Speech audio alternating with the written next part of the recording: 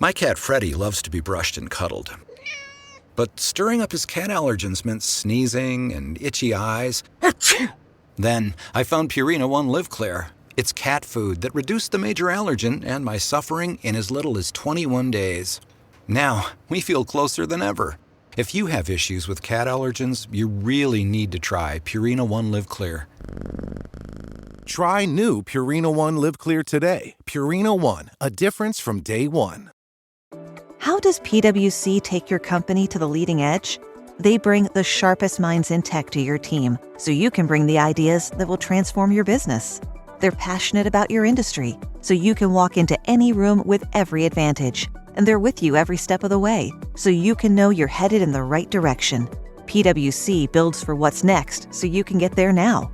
Get started at pwc.com/us/leading edge.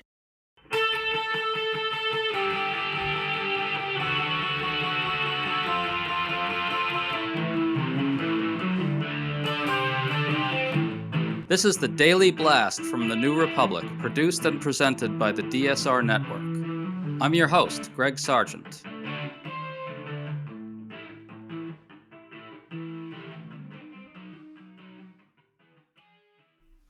Over the weekend, the news broke that President Donald Trump is accepting a $400 million luxury jet from the country of Qatar to serve as Air Force One. This extraordinarily brazen act may well violate the Emoluments Clause of the Constitution, which bars foreign gifts to officials unless expressly authorized by Congress. Trump has been lashing out wildly at anyone who dares question his intentions in this regard, which is funny because this comes even as he's embarking on a Mideast trip in which he'll visit countries that are the sites of Trump-branded developments, and Trump-aligned businesses are scooping in huge sums from private companies and foreign governments via his crypto grift. Today we're discussing all of this with Representative Jamie Raskin, the ranking Democrat on the House Judiciary Committee.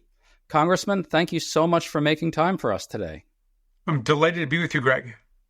So President Trump was asked to respond to the news that he will accept the jet from Qatar.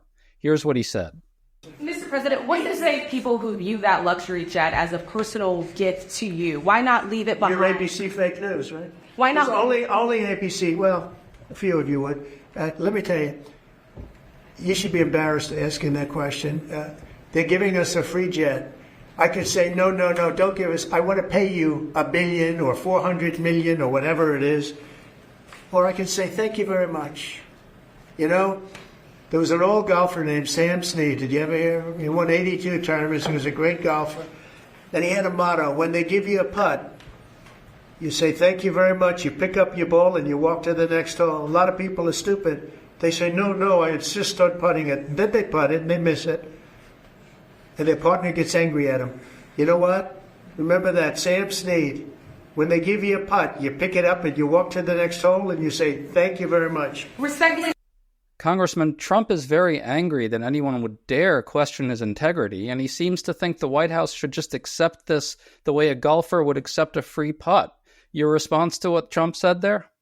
Well, he has some reason to assume he's going to be able to get away with this absolute racketeering and ripoff of the American people because he got away with it in the first term. I mean, they used the Trump International Hotel in Washington, which I call the Washington Emolument, and they used the Vegas Hotel, and they used the New York hotels and apartment buildings. They used the golf courses as a way to funnel money in from foreign governments like China and Saudi Arabia and United Arab Emirates. They violated not just the Foreign Emoluments Clause, but the Domestic Emoluments Clause in taking millions from the Secret Service and other federal agencies and departments when they stayed at various Trump properties. And so at this point, he feels completely uninhibited and unbridled for the crypto scam, and now just to openly take a $400 million jet plane gift from Qatar. But of course, it's an absolute defiance of the meaning of our Constitution. I want to give you a chance to respond to the substantive argument he's making, if that's the right term for it. What he seems to be saying is that this is actually a gift to the United States and to U.S. taxpayers, and that it's prudent to accept it so that taxpayers don't have to pay for Air Force One. But even if one grants that this is Trump's real intent, we still don't want the White House to accept it because it raises questions about U.S. policy and its neutrality toward Qatar going forward, right? Can you talk about why we don't want the White House to accept this, even on the standards that Trump has declared here? Yeah. I mean, his argument is simply not credible with respect either to the facts or to the law. First of all, we have Air Force One. We have an airplane that's working perfectly fine. And it's Donald Trump who has been the one whining about it and demanding a new one. So that's why his friends in Qatar decided to give it to him. So it completely defies credulity to argue that this is somehow an imperative for the U.S. government. In any event, if that were to be the case, then we should cancel the order on the other one because we clearly don't need two Air Force Ones. Or if they were going to lend it to us the way that the U.S. lent aircraft to the United Kingdom during World War II, well, in that case, at the end of it, it would either we would return it to them or we would be able to sell it. And then if it's a real gift, and then the money can go to pay off the debt. But instead, it's going to Donald Trump's personal library. And of course, federal government money can't be used for that because that's all privately raised. So really what's going on, and anybody can see it, is he wants a new airplane. He wants this castle in the sky. He gets it for while he's president, and then he gets it afterwards when it technically goes to his library. But I don't think they're going to put it on the shelves of the library. I think he's going to continue to fly with it. And by the way, I don't think his library exists yet. Well, he says that he's not going to use it after his presidency, but I assume that if Democrats were to take charge of everything after this presidency is over, presuming it does end at some point, then Democrats would aggressively recoup whatever emoluments Trump is making off with.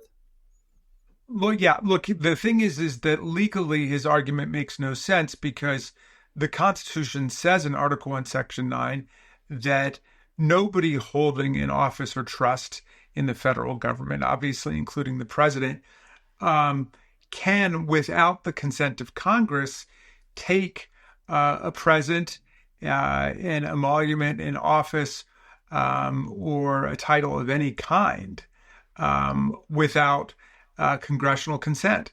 So he's got to come to Congress if he wants it, of any kind, whatever. So this is clearly a present of some kind, and come to Congress if there's no problem with it, if it makes financial sense for the American people, if it makes national security sense, if people are convinced it's not filled with surveillance and detection machinery, and it's consistent with the national security of America, by all means, bring it to Congress and let us vote on it. I mean, Abraham Lincoln came to Congress in the middle of the Civil War. He got this beautiful elephant tusk from the King of Siam, and he wanted to keep it, and he sent it over to Congress, and he said, could he have it? And, they said, Abe, you're doing a great job. We love, all your work on the Civil War, but no, you can't keep it. Turn that over to the Department of the Interior or State. I can't remember which one they sent it to. Well, it doesn't even matter, right? To your point, it doesn't matter if Trump is saying he won't use it after. He still has to go to Congress. That's the point. The framers predicted just situations like this. They didn't want us debating, is it in our national security interest? Is it consistent with public integrity? Is it safe? And so on. They said, let Congress debate that. Let Congress decide it so it doesn't engulf the whole country. The Supreme Court found in the last term, when we started going through all this stuff with the Trump hotels and the golf courses and everything, they said nobody's got standing to raise it. Congress has to deal with it. So Congress must deal with it. Well, let's talk about the larger context here. The Trump family's company just struck a deal to build a golf course in Qatar. We just learned that a fund backed by Abu Dhabi will be doing a $2 billion deal using the Trump business's digital coin. There's a ton more like that. these are foreign governments basically handing money to Trump via these deals. Can you give us the overall picture here? Well, what we've got is like the Trump Hotel on steroids in this term because, they were collecting tens of millions through the hotels and the various golf courses.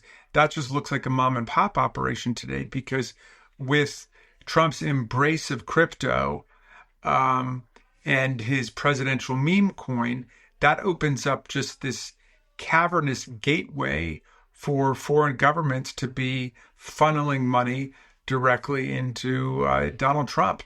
And, as he manipulates the stock market with his various, Trump tariff schemes, and he knows when the market's going to go up and when it's going to go down, a word to the wise in these foreign governments can make them tens of billions of dollars, and then they can funnel money back to him through the crypto mechanism. So we're talking about corruption at just an epic scale right now.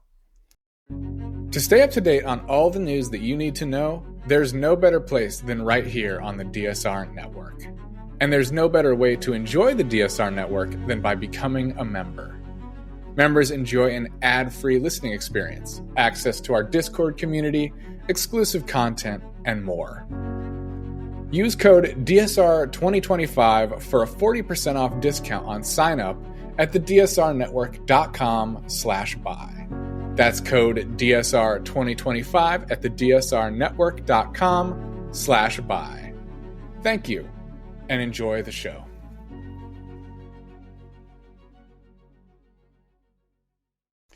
Indeed. The New York Times reports, by the way, that some Republicans are questioning the wisdom of Trump's decision to accept the jet. Of course, they're doing this privately.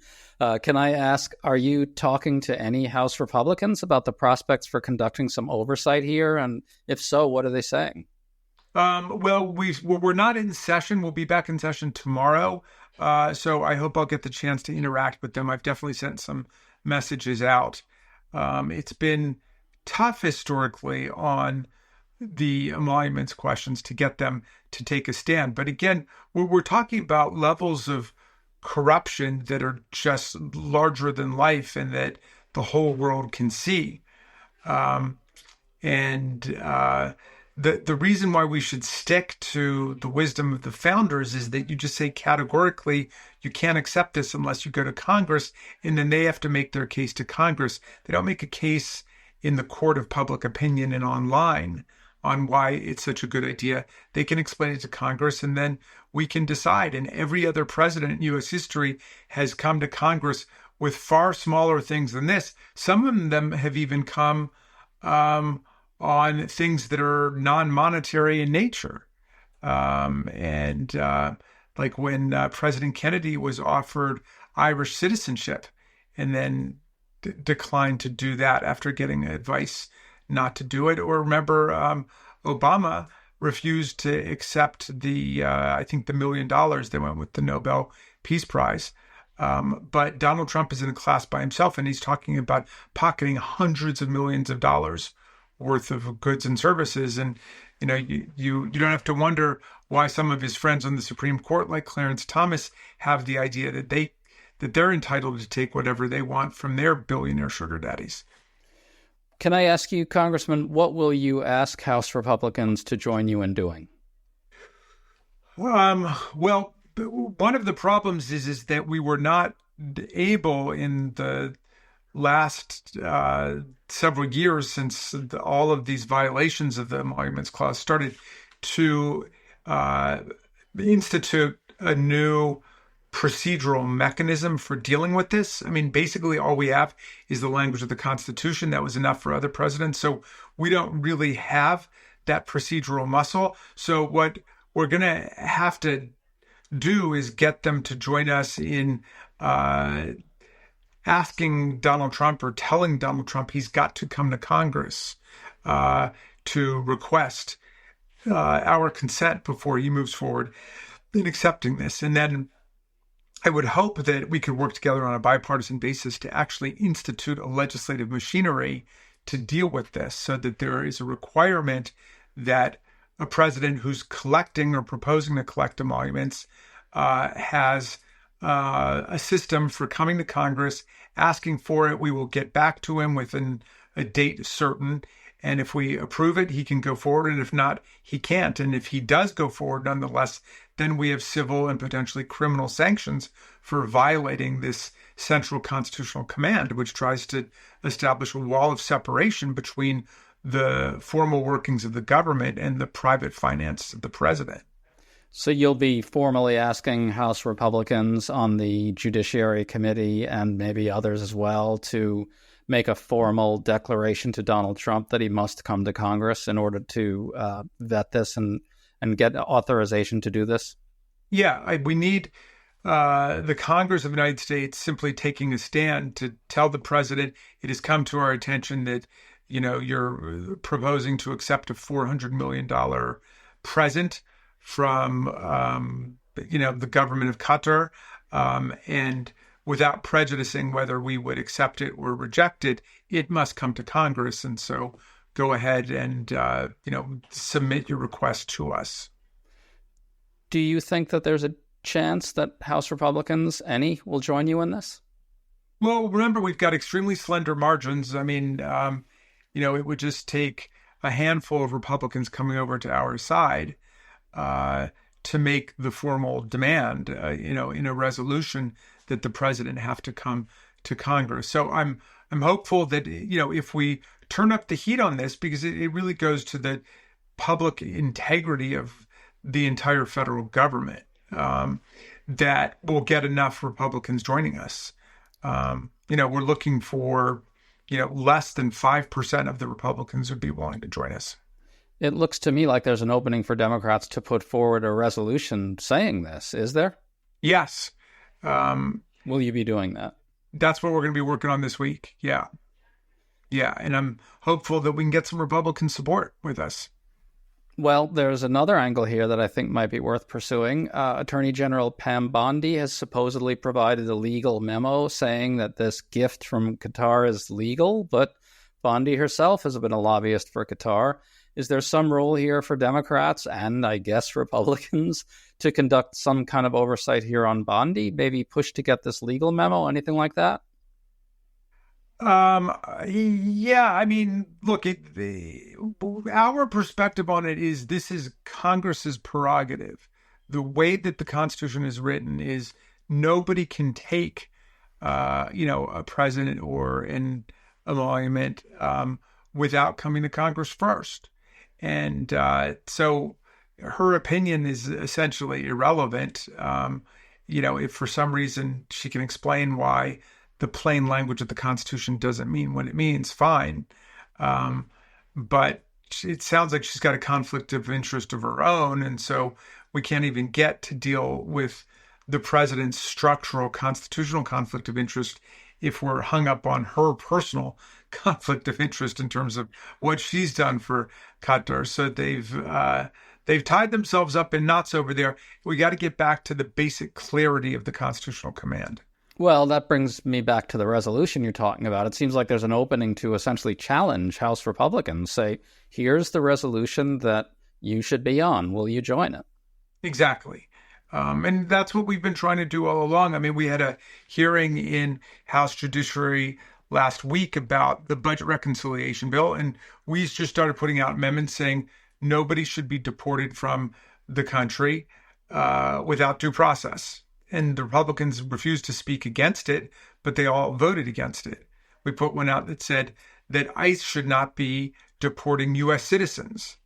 They didn't speak against it, but they voted against it. And so these clear categorical commands that are rooted in the Constitution cannot get their support. So, but at least there will be a record there for the American people to make a judgment on next year when we get into congressional elections. What kind of language would a resolution like this use? Like, what would be the basic gist? I'm not saying what would it exactly say, but what would be the basic idea? Yeah, I mean, I'm working on it now, but basically it's simply a demand to the president to seek the consent of Congress if he intends to keep a $400 million present from a foreign king, prince, or state.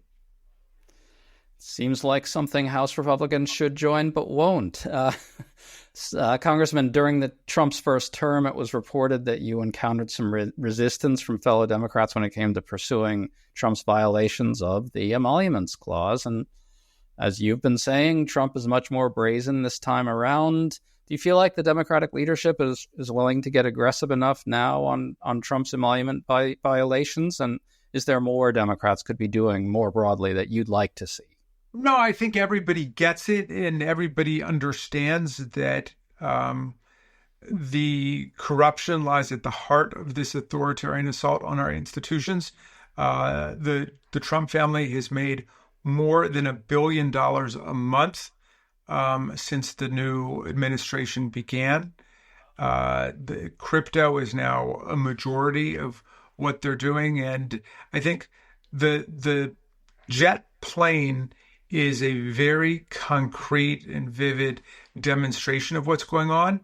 And when people get that, then we will be able to explain the more complicated arrangement of how they're using crypto also to funnel money from, you name it, foreign states and governments and royals, and potentially criminal organizations, people who are supplicants, people who are seeking different kinds of favor from the administration, right through to the president's pockets. And that's how this crypto scam is working. It seems, since you brought up the politics of this, I think people maybe don't remember this, but in 2018, when Democrats took back the House, Trump's corruption was a key part of the argument, wasn't it? If Republicans really punt here, as I fully expect that they will, there's an opening to make a political argument against them, isn't there? Doesn't this kind of open up the door to really prosecuting a more powerful case against Trump's corruption and against House GOP complicity with it?